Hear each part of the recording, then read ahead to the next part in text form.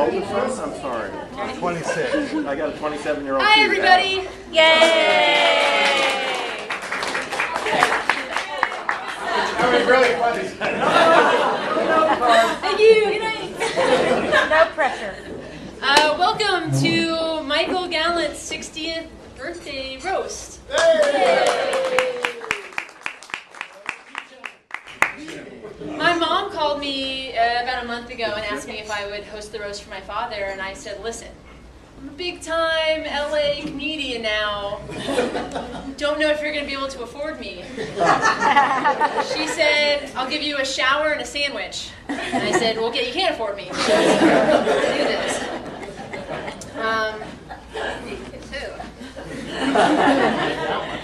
For those of you who don't know my father, get out, you're at the wrong party.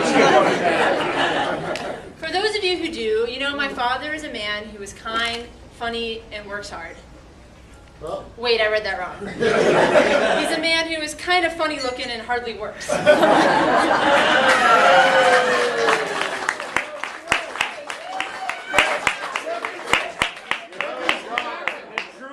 out.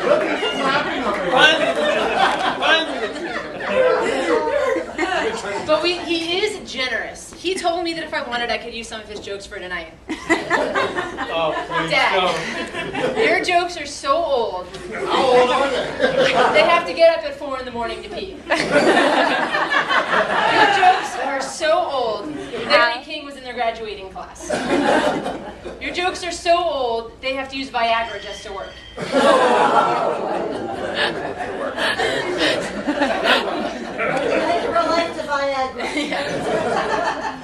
I cannot believe you're 60 years old. You don't look a day over 60. He can't either.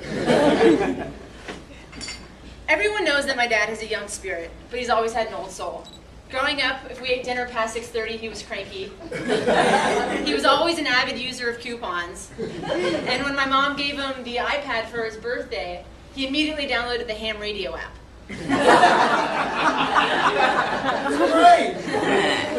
So much has changed since he was my age. Today, dating has been made easy with things like online dating and speed dating. When he was my age, he would have to club a woman over the head and drag her back to his cave. If she didn't run, she was a keeper. And also with the invention of the internet, today we have an endless amount of entertainment right at our fingertips. I spend hours just looking at cat videos.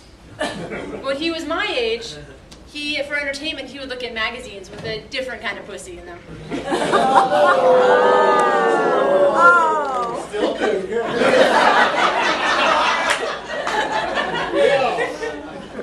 My father's lived an incredible life.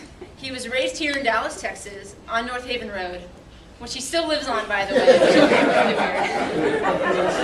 He grew up playing at the JCC. He went to Hillcrest High School and then the University of Texas in Austin. Holy shit, we're the same person. Although, when you went to Hillcrest, the only games you had to deal with had the words Jew and crew in it.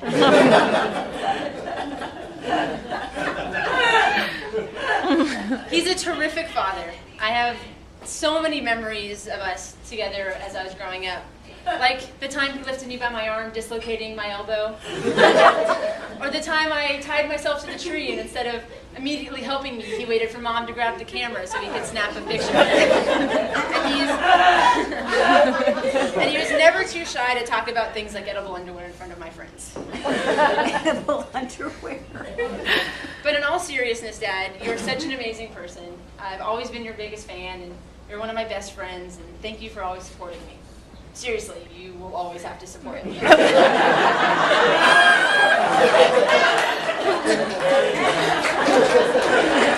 So happy birthday, Dad. Okay, so let's get on to the roast. So I'll ask that whoever's coming up and speaking to come stand in this area because we're filming. Rod to me. Yeah. So our first presenter is a manager of a band. The band couldn't make it tonight because they're playing the opening of a Walmart. Ronnie Raphael.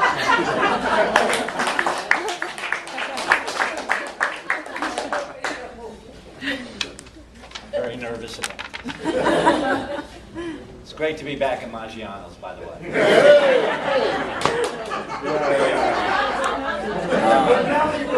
You stole Mark's line. That's my line. I don't know if there are any Jewish people out here, but I want to wish you Happy New Year. And God, it seems like just yesterday it was 5770, doesn't it?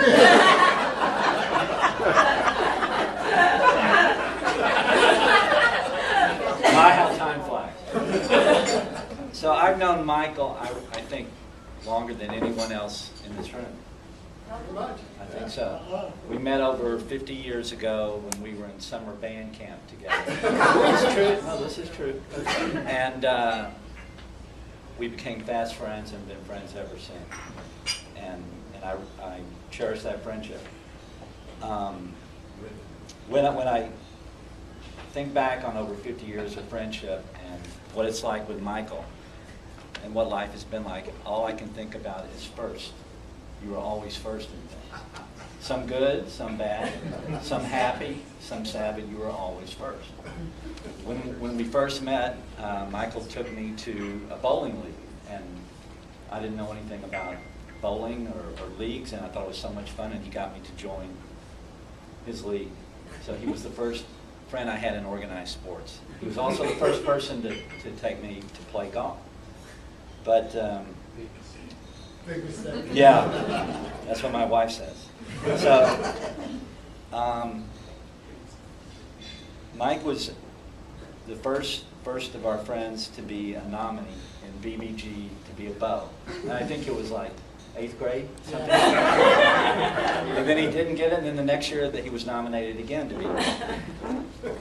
So that was a first. Michael was the first of my close friends to lose a parent at a young age.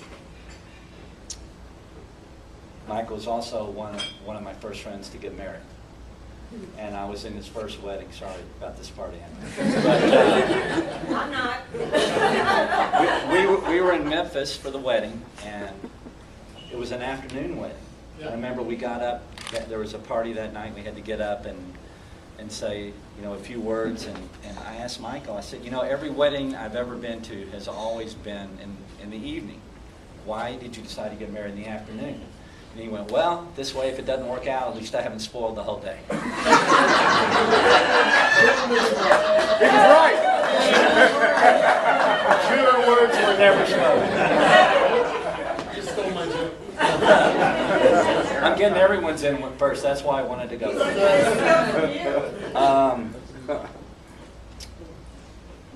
Michael was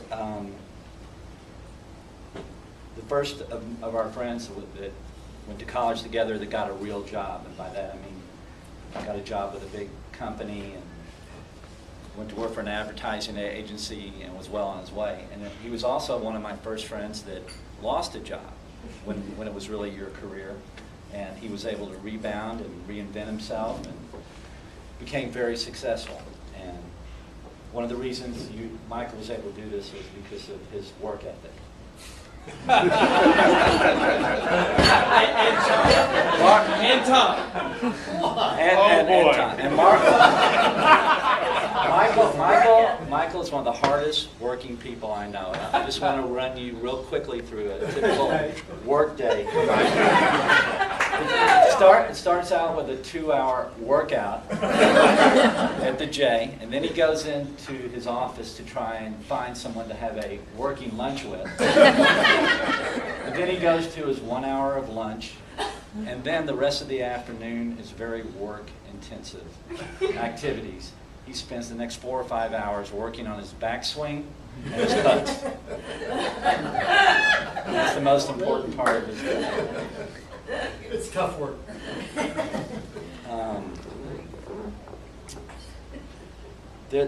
I didn't know if I should talk about this or not, but I decided I would go ahead because we're all so old and forget about it anyway. But Michael was the first one of my friends that was arrested.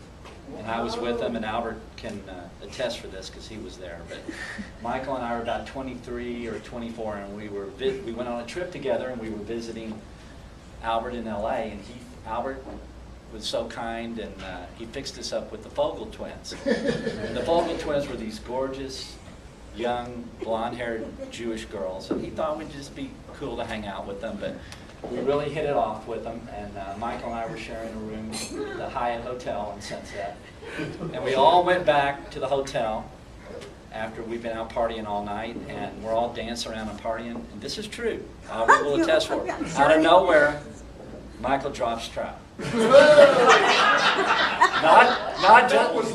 Not just his jeans, everything. The next thing I know, security is up there, the police are in the room, and Michael got arrested for assault with a dead weapon. Okay. All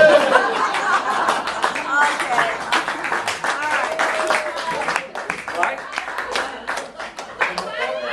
Never talk to me again. Anyway, Michael, I really cherish the 50 years we've been together. You're one of the nicest, sweetest people I know, and you always are very gracious and greet your friends with open arms. And I look forward to many years of our friendship in the future. Me too.